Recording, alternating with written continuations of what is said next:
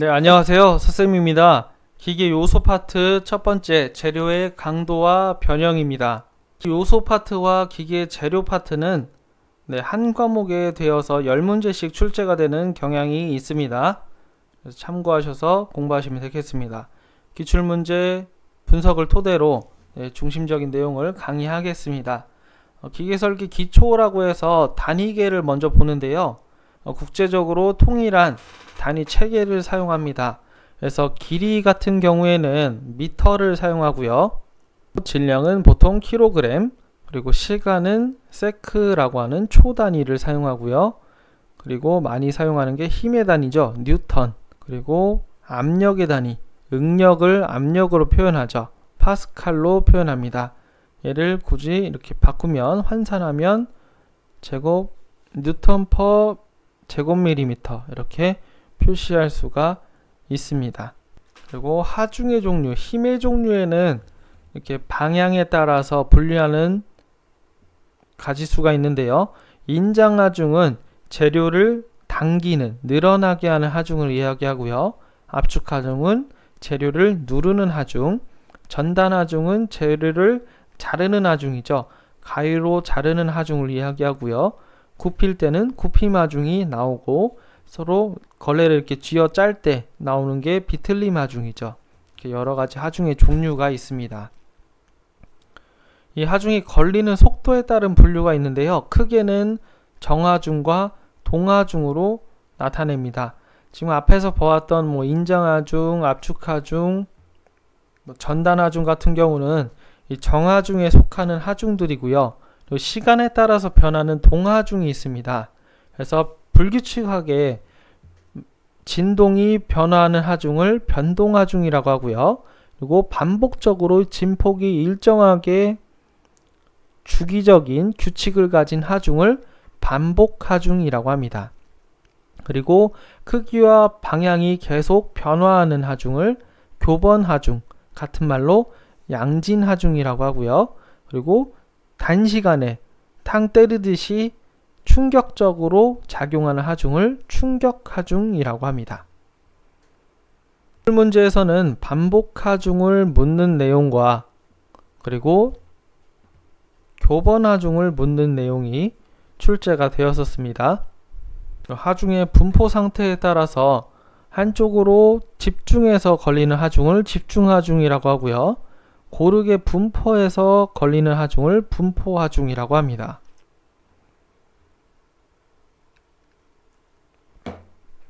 기본적으로 재료에 하중이 걸리게 되면 재료 내부에서는 하중을 단면적으로 나눈 값에 대한 응력의 개념으로 저항력이 걸리게 됩니다.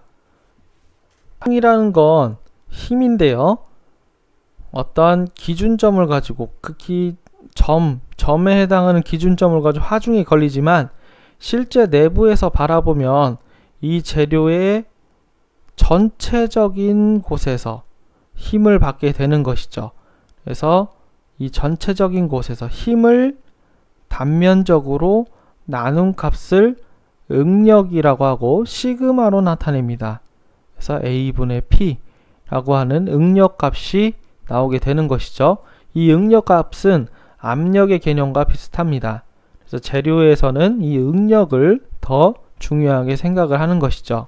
그래서 인장응력에 대한 내용이 자주 출제가 되고 계산 문제가 꼭 출제가 되는 것이죠. 그래서 이 응력에 대한 공식은 반드시 암기를 해두셔야 합니다. 중요합니다. 그래서 A분의 P, 그래서 텐실이라고 해서 인장력을 표현하기 위해서 소문자 T를 넣었지만 그냥 A분의 P라고 보시면 됩니다. 그래서 P의 힘의 단위는 보통 뉴턴을 사용하고요. 그리고 단면적의 단위는 밀리미터 단위를 사용합니다. 제곱밀리미터. 그래서 제곱밀리미터. 문제에서 단면적을 제곱미터로 표현했으면 이 단위를 꼭 맞춰줘야 합니다. 그렇죠? 1m는 1000mm죠. 이걸 제곱을 하게 되면 1제곱밀리미터는 네, 1000이 6개 달린 것이죠. 100만 제곱밀리미터 이렇게 되는 것이죠. 그래서 이 단위 환산을 꼭 잘 해두셔야 합니다.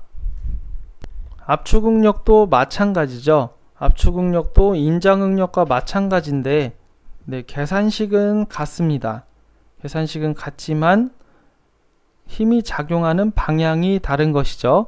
인장응력은 당기는 힘인데 반해 압축응력은 누르는 힘이죠. 방향만 다릅니다. 그래서 공식은 같고요. 문제를 한번 풀어보겠습니다. 지름이 4cm인 봉제라고 하면 원형봉이죠. 원형봉에서 인장하중이 1000N이 작용한대요. 이때 발성이 아니고 발생입니다. 네, 수정하도록 하겠습니다. 발생하는 인장응력을 물어봤죠. 인장응력 시그마는 A분의 P죠. 근데 A가 지금 원형 단면이기 때문에 파이 R 제곱을 써야 되는 것이죠. 파이 R 제곱은 D 값으로 하면 R은 지름의 반이죠. 그래서 파이 2분의 D의 제곱 그래서 4분의 파이 D 제곱 이렇게 쓰는데 원형 단면일 경우에는 그냥 이 공식을 아예 외워버리는 게 좋습니다. 보통 원형 단면, 축은 원형 단면이 많습니다. 그래서 원형 단면이라고 하면 단면 공식을 파이 R 제곱으로 외우는 것이 아니고 4분의 파이 D 제곱으로 외워버리는 게 계산하기 더 용이합니다. 그래서 그 값이 여기 들어가 있는 것이고요. 그래서 계산을 해보면 위와 같이 계산이 되는 것이죠. 얘를 이제 계산기에 넣어보면 79.5라고 하는 근사치가 나오게 되는 것이고요. 그래서 근사값으로 80을 하면 되는데 지금 확인해보면 정답은 3번이래요.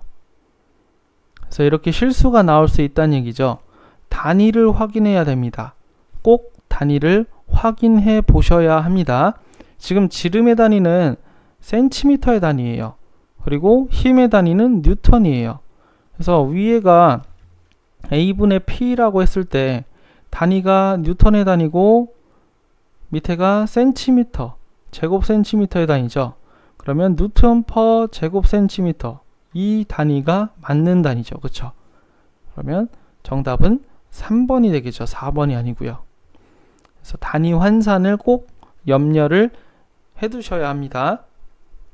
그래서 단위를 문제에서 요구하는 단위와 보기에서 요구하는 단위를 꼭 비교해서 단위값을 맞춰줘야 하는 게 중요합니다. 그 다음은 변형률이고요. 재료에서 변형이 얼만큼 일어났는지를 비율로 나타내는 것을 변형률이라고 합니다. 입실론으로 나타내고요. 원래 길이분의 나중 길이 빼기 원래 길이에서 원래 길이분의 늘어난 길이 람다라고 표현합니다. 이렇게 표시하는 게 바로 변형률이죠. 참고해 보시면 되겠습니다. 재료를 인장시험기를 통해서 계속 당기다 보면 언젠간 이 재료가 파괴되는 시점이 오게 됩니다. 그러한 파괴되는 현상을 일련의 곡선으로 표시한 것이 바로 응력 변형률 곡선이고요. 그리고 그 응력 변형률 곡선을 이렇게 그린 것이죠. 그래서 재료를 당기다 보면 위쪽은 응력이고요. 오른쪽은 변형률입니다. 계속 변형이 일어나게 되는데 이러한 형태로 변형이 일어나다가 마지막에 끊어지게 되는 것이죠.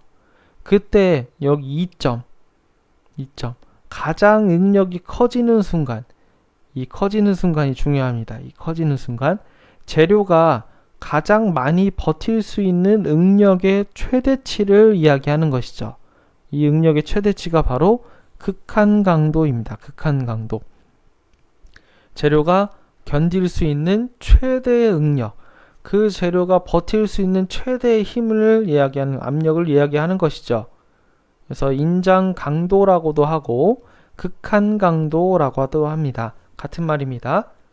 그래서 극한 강도를 개념을 물어보는 문제가 자주 출제가 됩니다. 극한 강도의 내용 그리고 다른 것들도 한번 읽어보시면 되겠습니다. 그래서 여기에서 나오는 게 이제 후계 법칙인데요.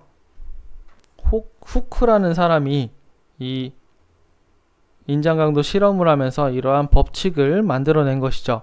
응력은 탄성계수 곱하기 변형률이라고 하는 이 법칙을 만들어낸 것이죠. 그래서 응력과 변형률과의 관계를 이야기합니다. 이 대문자 2는 탄성계수라고 하는데 숫자입니다. 상수입니다. 숫자. 그래서 재료마다 가지고 있는 탄성계수가 다르기 때문에 이렇게 문자로 나타냈지만 사실은 숫자입니다. 우리가 문제에서는 이 값은 알려주고 입실론 값과 이 값을 알려주고 응력은 무엇이냐라고 물어보는 문제가 나올 수도 있는 것이고요. 아무튼 시그마는 대문자 2 곱하기 입실론 이렇게 표시를 하게 됩니다. 그리고 똑같은 거 뭐 있죠? 시그마는 아까 응력에서 A분의 P도 있죠. 그쵸? 그리고 입실론은 L분의 람다라고 하는 공식도 있었습니다. 변형률 공식에서요. 그래서 이것을 다 이제 조합을 해보면 이렇게 네 가지 정도로 표시해 볼 수가 있다는 얘기죠. 그래서 시그마는 A분의 P 맞죠? 그리고 후크의 법칙 시그마는 2 입실론 맞죠? 그 중에서 이 입실론을 여기다 대입을 한 것이죠. 그게 요 공식이죠. 이 공식의 활용성이 상당히 높기 때문에 이 관계를 꼭 알아두시면 나중에 문제 풀 때, 풀이할 때 용이하게 사용할 수가 있겠습니다.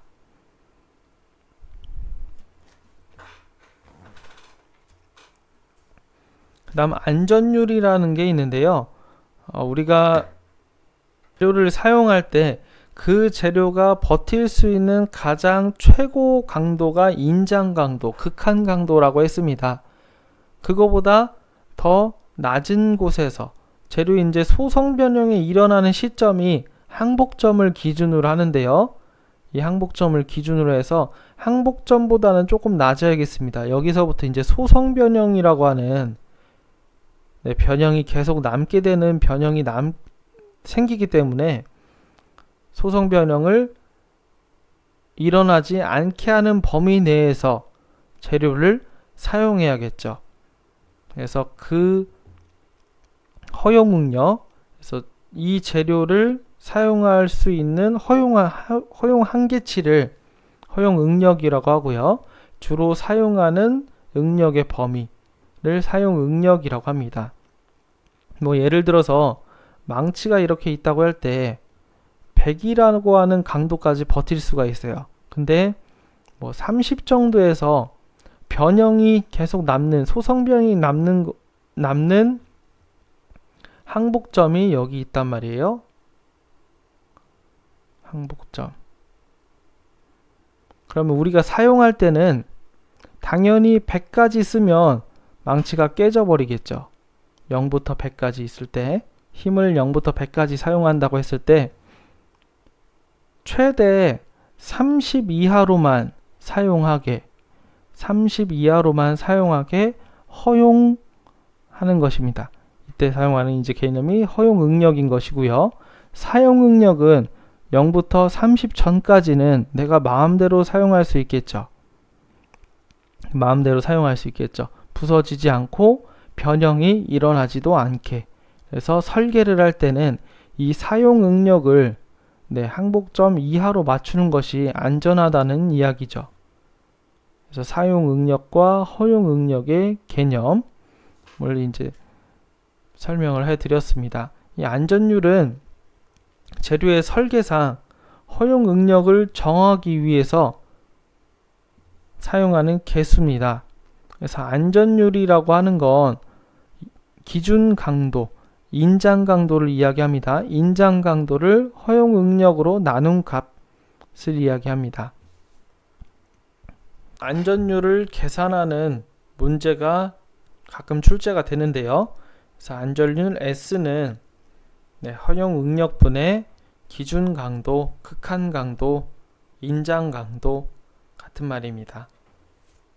그래서 허용 응력과 인장 강도를 준 다음에 안전율은 얼마인가를 묻는 문제 유형이 자주 출제가 되죠.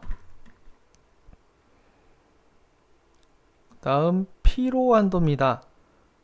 재료를 인장 강도 이상으로 줘도 재료가 부서지지만 항복점보다 아래인 하중으로 조그만한 하중으로 여러 번 주어도 재료가 파괴되지 않는 하중을 지속적으로 주면 나중에 재료가 파괴되는 그런 현상이 있는데요. 이건 이제 피로라고 하는 재료의 특성 때문에 그렇습니다.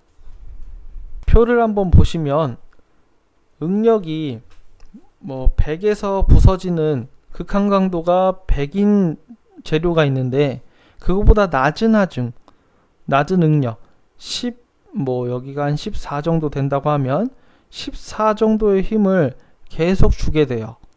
계속 주게 되면 나중에 반복 횟수가 10의 6승이라고 하면 6제곱이라고 하면 100만 번이죠. 100만 번 반복했을 때 이때부터 파단이 일어나는 것이죠. 파단이 일어나는 순간이 100만 번. 이거 하중을 극한 강도보다 낮은 하중을 주어도 반복 횟수가 많아져 버리면 재료가 부서진다. 그 이유는 피로라고 하는 것 때문이다. 이렇게 설명을 하는 것이죠. 그래서 반복 횟수에 대한 개념도 중요합니다. 대신 이 피로 곡선에서는 이 밑에 이 선의 밑에 있는 약 10 정도 되는 응력이죠. 이 밑에 응력은 아무리 무한대로 반복을 해도 부서지지가 않죠. 그래서 재료를 설계할 때는 사용 응력을 이 안에 범주로 들어오게 하면 할수록 내구성이 좋은 재료 부품을 설계할 수 있는 것이죠. 그래서 이 최대 한도를 피로 한도라고 합니다.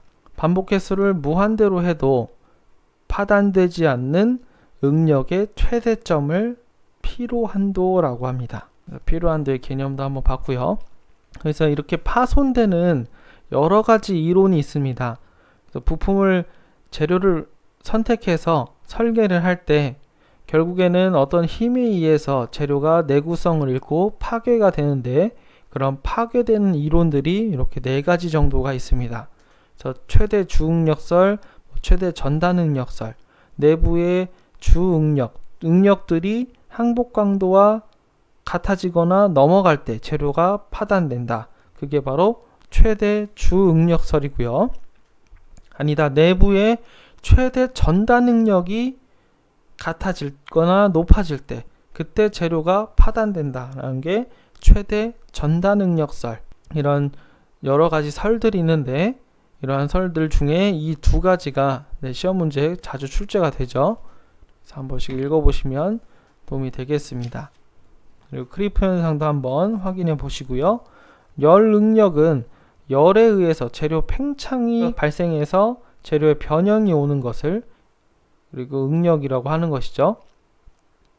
그 다음에 응력 집중은 여기 나와 있죠. 응력 집중 현상이라고 해서 보통의 재료는 분포화중이 이렇게 일반적으로 걸리는데 밖에 노치가 있거나 또는 구멍이 있거나 하는 경우에는 화살표 방향 구멍이 있는 경우는 가운데 부분이 끊어지기가 쉬운 거고 노치가 있는 부분은 노치의 끝부분이 있는 부분이 끊어지기가 응력을 많이 받는 것이죠. 그래서 이런 것을 응력 집중이라고 합니다. 그래서 이상 마치도록 하겠습니다. 감사합니다.